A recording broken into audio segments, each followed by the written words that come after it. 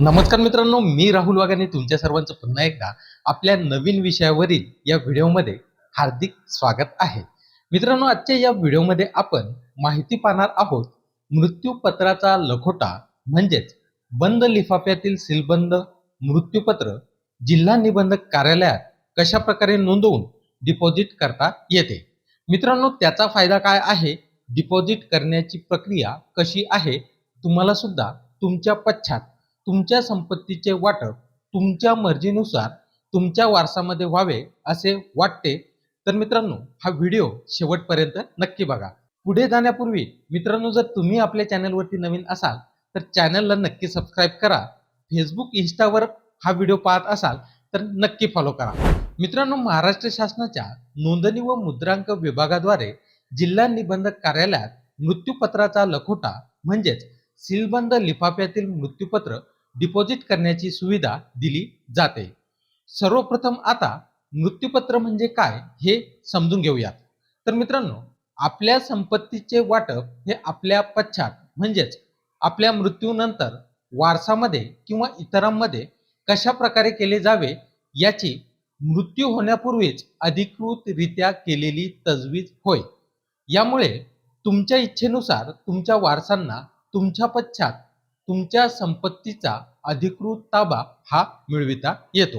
मित्रांनो, आता मृत्यूपत्राचा लखोटा डिपॉझिट करणे म्हणजे काय हे या ठिकाणी समजून घेऊया व तो लखोटा कोण डिपॉझिट म्हणजेच जमा करू शकतो याबाबत सुद्धा या ठिकाणी माहिती पाहूया. तर मित्रांनो, मृत्यूपत्र नोंदणी करण्याऐवजी ते गोपनीय ठेवायचे असल्यास मृत्यूपत्र बंद लखोट्यात म्हणजेच बंद लिफाफ्यामध्ये सीलबंद करून जिल्हा निबंधक कार्यालयात स्वतः किंवा प्राधिकृत प्रतिनिधीमार्फत जमा करता येते. मित्रांनो, आता एकदा डिपॉझिट केलेला मृत्यूपत्राचा लखोटा मृत्यूपत्रकर्त्याला म्हणजे ज्याने मृत्यूपत्र केले आहे त्याला परत म्हणजेच रद्द करता येते का याबाबत या ठिकाणी माहिती पाहूया. तर मित्रांनो, मृत्यूपत्रकर्ता किंवा त्याचा प्राधिकृत प्रतिनिधी जिल्हा निबंधक यांच्याकडे अर्ज करून डिपॉझिट केलेला लखोटा मृत्यूपत्रकर्ता जिवंत असेपर्यंत परत घेऊ शकतो. जिल्हा निबंधक संबंधित व्यक्तीची खात्री करून सीलबंद लखोटा न उघडता अर्जदारास परत करतात. आता मित्रांनो, मृत्यूपत्राचा सीलबंद लखोटा डिपॉझिट करण्याकरिता फी किती लागते?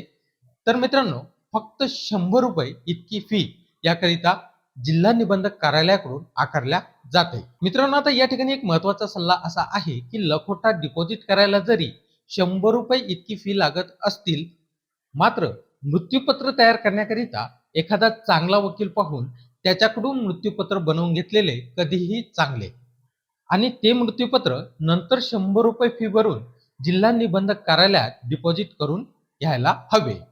कारण तुमच्या पश्चात तुमच्या जवळच्या वारसांना तुमची संपत्ती मिळविण्याकरिता कायदेशीर कोणतीही अडचण निर्माण होणार नाही. मित्रांनो, जिल्हा निबंधक कार्यालयात जमा केलेला लखोटा केव्हा व कोणत्या परिस्थितीमध्ये कोणती प्रक्रिया राबवून उघडला जातो याबाबत या ठिकाणी माहिती आता पाहूया. तर मित्रांनो, ज्या व्यक्तीने आपले मृत्यूपत्र बंद लखोट्यामध्ये जमा केलेले आहे त्या व्यक्तीचा मृत्यू झाल्यानंतर कोणतीही व्यक्ती जिल्हा निबंधक यांच्याकडे तो लिफाफा उघडण्याकरिता अर्ज सादर करू शकते. अर्ज प्राप्त झाल्यानंतर जिल्हा निबंधक मृत्यूपत्रकर्त्याचा मृत्यू झाला आहे का याची स्वतः खात्री करून घेतात. मृत्यू झाल्याची खात्री झाल्यानंतर ते अर्जदाराच्या उपस्थितीत तो बंद लखोटा उघडतात. लखोटा उघडल्यानंतर मृत्यूपत्राची नोंद ही पुस्तक क्रमांक 3 मध्ये केल्या जाते. त्यानंतर मूळ मृत्यूपत्र पुन्हा सीलबंद लखोट्यामध्ये ठेवून अभिलेखात जमा केले जाते.